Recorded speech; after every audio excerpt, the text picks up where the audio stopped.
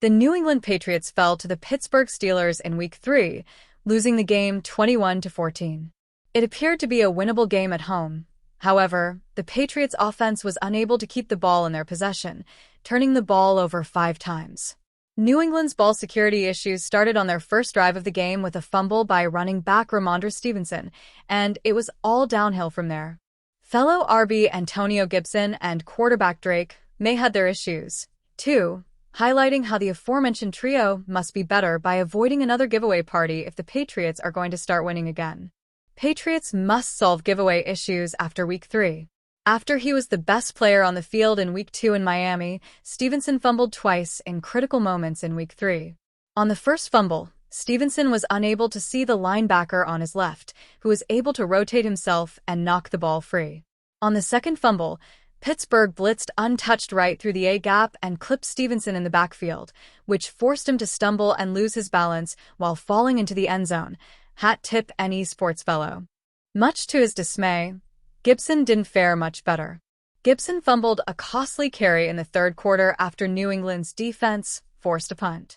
As for May, the second-year QB has a track record of making poor decisions in critical moments that end up becoming turnovers and putting the Patriots in precarious situations.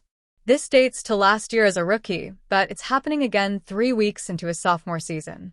May orchestrated a beautiful 19-play, 94-yard drive that took over 7 minutes to get to Pittsburgh's 2-yard line in the second quarter.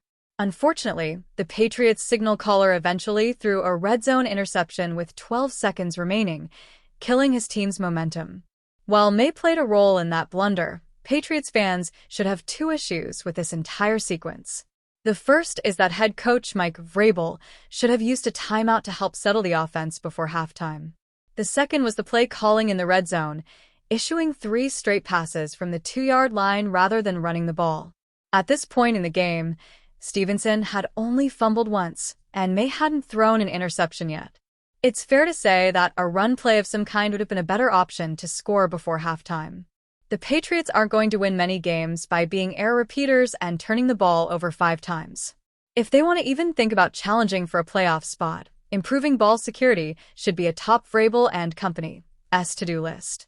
A pair of starters have taken the first steps in their respective returns to the Pittsburgh Steelers secondary.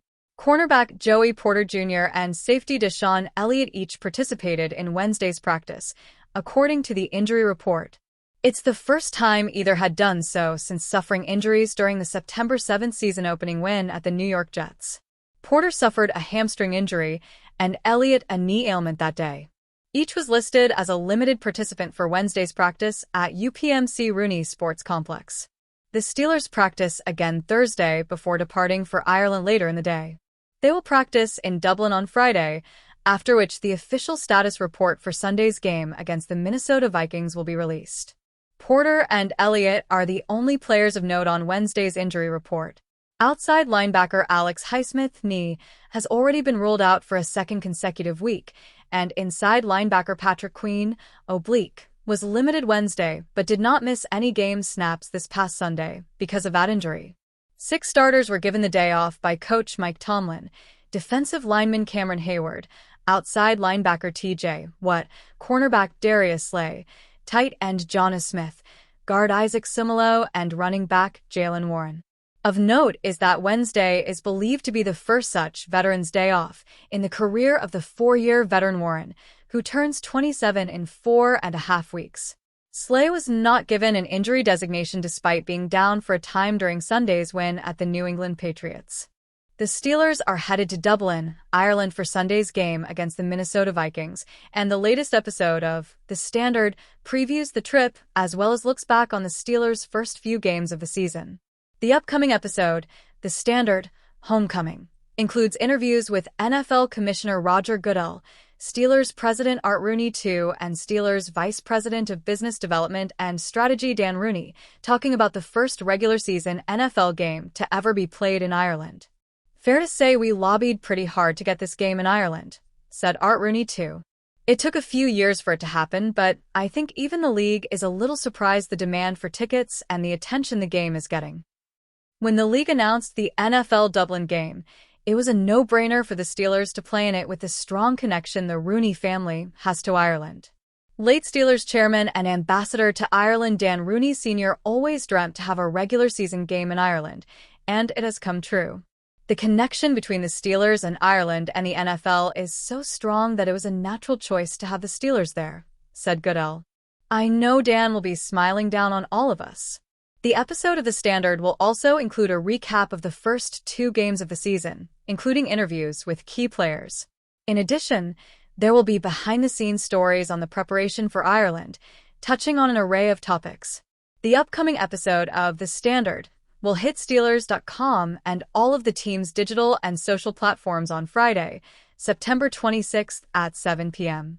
Tyreek Hill, the Miami Dolphins star player, has been involved in a huge legal scandal with his estranged wife, Kita Vaccaro, after the two separated earlier this year.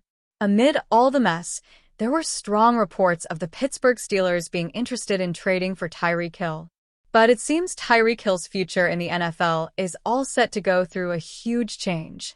Are the Pittsburgh Steelers interested in Tyreek Hill amid the legal mess he has found himself in? A few hours ago, as per Mike Florio of Pro Football Talk, the Pittsburgh Steelers are reportedly no longer interested in acquiring Tyreek Hill. According to Pro Football Talk, the Steelers are concerned that the new personal conduct policy investigation, sparked by 8 allegations of domestic violence in court filings made by his estranged wife, could result in a suspension. While the Pittsburgh Steelers might no longer be interested in Tyreek Hill, as per reports, insiders have revealed that the Kansas City Chiefs might be interested in the star player now.